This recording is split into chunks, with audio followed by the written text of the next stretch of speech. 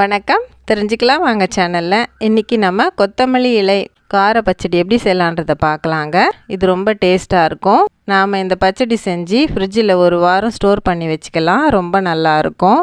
இந்த ரெசிபி எப்படி செய்யலான்னு பார்க்குறதுக்கு முன்னாடி நீங்கள் சப்ஸ்கிரைப் பண்ணாமல் பார்க்குறவங்களா இருந்தீங்கன்னா சப்ஸ்கிரைப் பண்ணிவிட்டு பாருங்கள். ஆல் பட்டனே ப்ரெஸ் பண்ணுங்கள். வாங்க கொத்தமல்லி இலை கார பச்சடி எப்படி செய்யலான்றதை பார்க்கலாம். நாம் ஒரு பேன் எடுத்துக்கலாம். பேன் சூடானதும் 1/4 ஸ்பூன் வெந்தயம் போட்டுக்கணுங்க. 1 ஸ்பூன் சீரகம் போட்டுக்கலாம். 1/2 ஸ்பூன் கடுகு போட்டுக்கலாம். ஃப்ரை பண்ணிடலாங்க. கொஞ்சம் செவந்து வந்ததும் 1/4 ஸ்பூன் தனியா தான் நான் சேர்த்துருக்கேன். போதும், அது போட்டு நல்லா ஃப்ரை பண்ணி எடுத்துக்கலாம். இப்போது அதே பேனில் 2 டேபிள் ஸ்பூன் அளவு ஆயில் போட்டுக்கலாம். ஒரு 8 காஞ்ச மிளகா நான் சேர்த்துருக்கேன். ஆயிலில் நல்லா ஃப்ரை பண்ணி எடுத்து வச்சுக்கலாங்க. நான் 8 மிளகா சேர்த்துருக்கேங்க. உங்களுக்கு தேவையான காரம் நீங்கள் சேர்த்துக்கலாம். இது கொஞ்சம் காரமாக இருக்கணுன்றதுக்காக நான் நிறைய போட்டிருக்கேன். இது ஏன்னா கார பச்சடி தான் நம்ம செய்ய போகிறது. இப்போது அதே ஆயிலில் ஒரு கட்டு புதினா இலையை நான் க்ளீன் பண்ணி எடுத்து வச்சுதுங்க. அதை இதில் சேர்த்து நம்ம லைட்டாக ஃப்ரை பண்ணி எடுத்துக்கலாம். நாம் ஒரு மிக்ஸி ஜார் எடுத்துக்கலாங்க.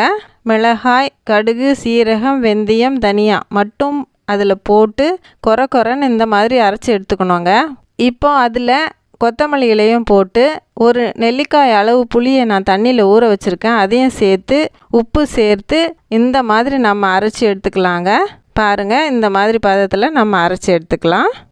இப்போ ஒரு கடாய் எடுத்துக்கலாம். கடாய் சூடானதும் 4 ஸ்பூன் நல்லெண்ணெய் சேர்த்துருக்கேன். 1 ஸ்பூன் கடுகு, 1 ஸ்பூன் உளுத்தம்பருப்பு, 1 ஸ்பூன் கடலைப்பருப்பு சேர்த்துடலாம். 15 பல் பூண்டு போட்டுக்கலாம். கொஞ்சம் பெருங்காயம் சேர்த்து நல்லா கலந்து விட்டு ஃப்ரை பண்ணிக்கலாம். இப்போ கருவேப்பிலை சேர்த்துடலாம். இப்போ நம்ம மிக்சியில் அரைச்சி வச்சுருக்கிற கொத்தமல்லி பச்சடியும் அதில் போட்டு நல்லா எண்ணெயிலே கலந்து விட்டுடலாங்க. நல்ல எண்ணெயில் ஒன்றோடு ஒன்றா கலந்து விட்டு நம்ம ஸ்டவ் ஆஃப் பண்ணிடலாம். அவ்வளோதாங்க, ரொம்ப ஈஸியான பச்சடி இது. நல்ல காரசாரமாக நல்லா இருக்கும். இதை நம்ம ஒரு வாரம் வச்சுக்கலாம் ஃப்ரிட்ஜில். இந்த ரெசிபி உங்களுக்கு நிச்சயமாக பிடிக்கும். ரொம்ப டேஸ்டானதும் ஹெல்த்தியானதும் கூட.